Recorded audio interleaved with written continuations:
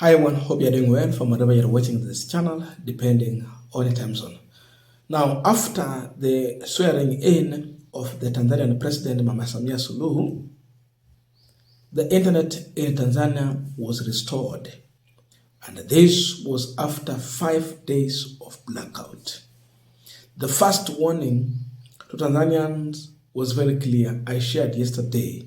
The police warned that you should not share any image that is meant to bring questions to the country or make people feel angry.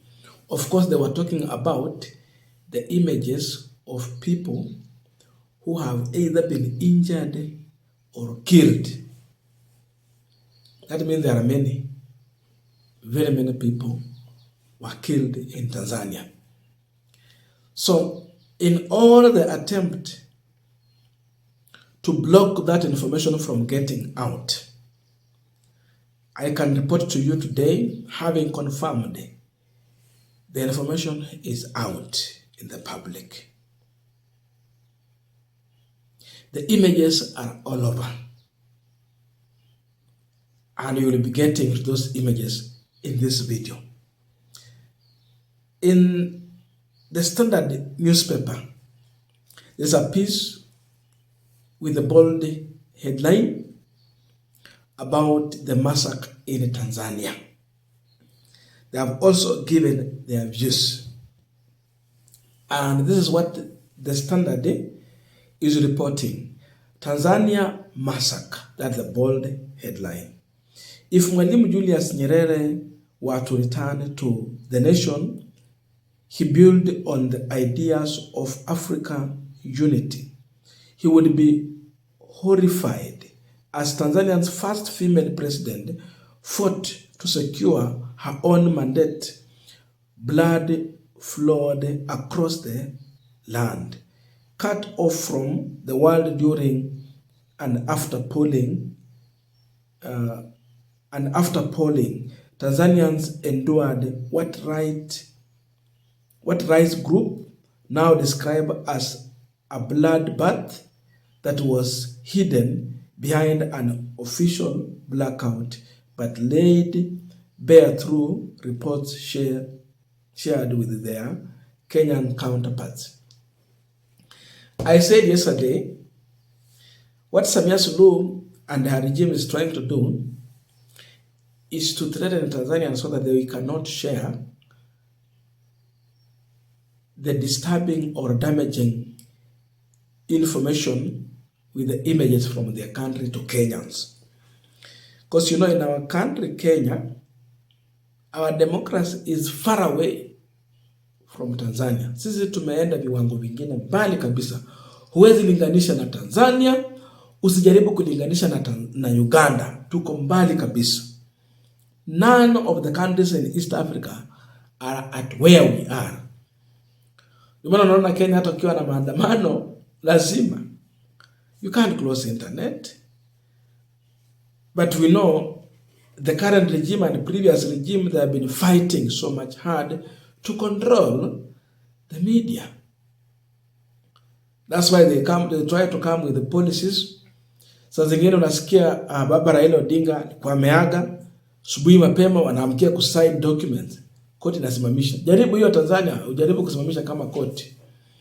You will not be a judge or a magistrate or a chief justice anymore. So, Kenya tuko mbali. But I can tell you, the worst has just happened in Tanzania. There are serious damaging images. People have really been injured.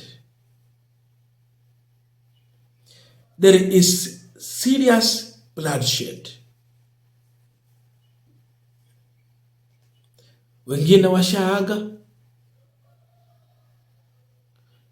I've seen even people sharing body bags. The allegation that even some people are Kenyans who are now being buried in mass grave. Kwa hivyo kuna wengine hata waona tena wakirudi.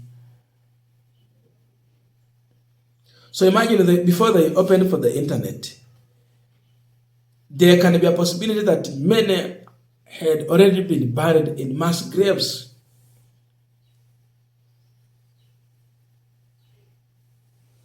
In order to deal with this issue of evidence. But despite all that, there are still images coming out. Wengine wako hali mahututi, in a very serious critical condition.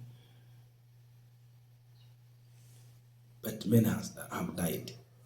So if you visit morgues in Tanzania, utapata mili mingi. If you visit emergency areas in the hospital, you will be shocked. But above all, in the street, there are still images there, which is damaging. So in short, there are images we cannot share openly on this platform due to the YouTube operation standards. Kuna zingine hatuwezi weka hapa, tukiweka basi ndio mwisho.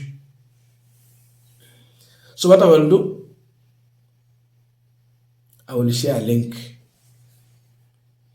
You go to the first comment section, I will pin there. If you will go to the description box of this video on the top, I'm going to pin there. It will take you straight to where you will get those images and videos.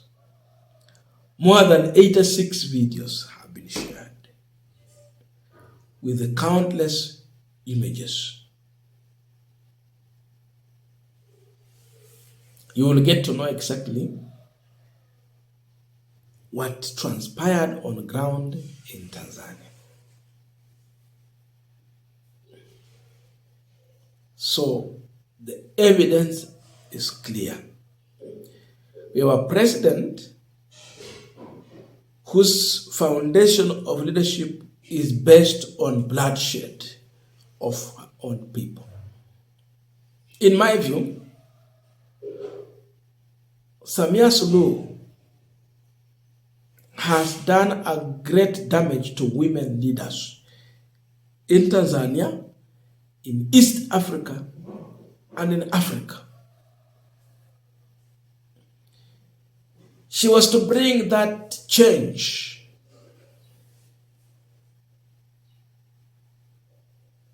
And that alone would have made a greater possible chances for women to be embraced as leaders who can lead a nation. Kama Kenya tuko na kina Martha Karua. Hasa wengine wanasema mkipea Martha Karua atakuwa zaidi ya Samia Suluhu. Ingalawa ni mwanaharakati.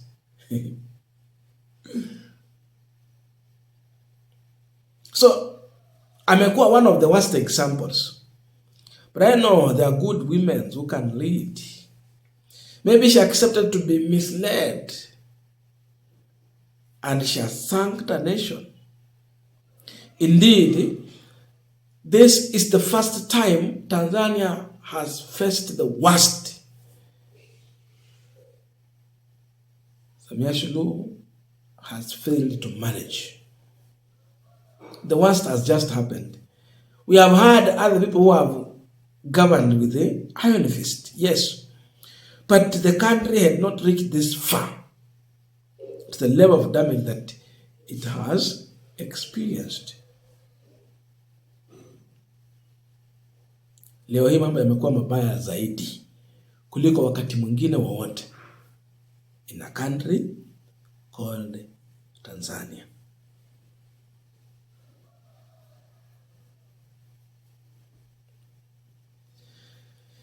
If this information will get out, and by the problem in Tanzania, on a block you can't enter, but the human right activists wakifika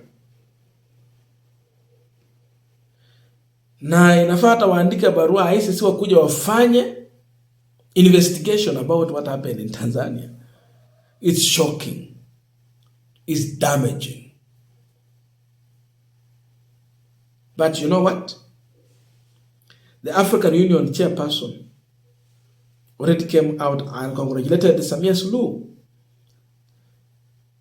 In fact, Msafaki was better than the person we have. Huyu mwingine anakaa kibaraka kabisa. Mungu alichukua maisha ya Raila Odinga. But I was imagining kama Raila angekuwa AU, I think even he would stand and condemn some issues.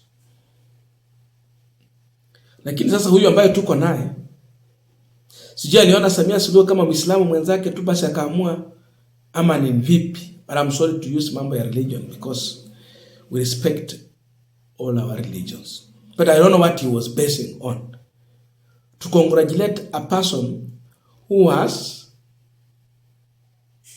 overseen the massacre in a country instead of warning in equal measures. I don't know if you see. But please let us meet in the comment section to continue with our discussion. Thank you so much, and I'll see you in our next video.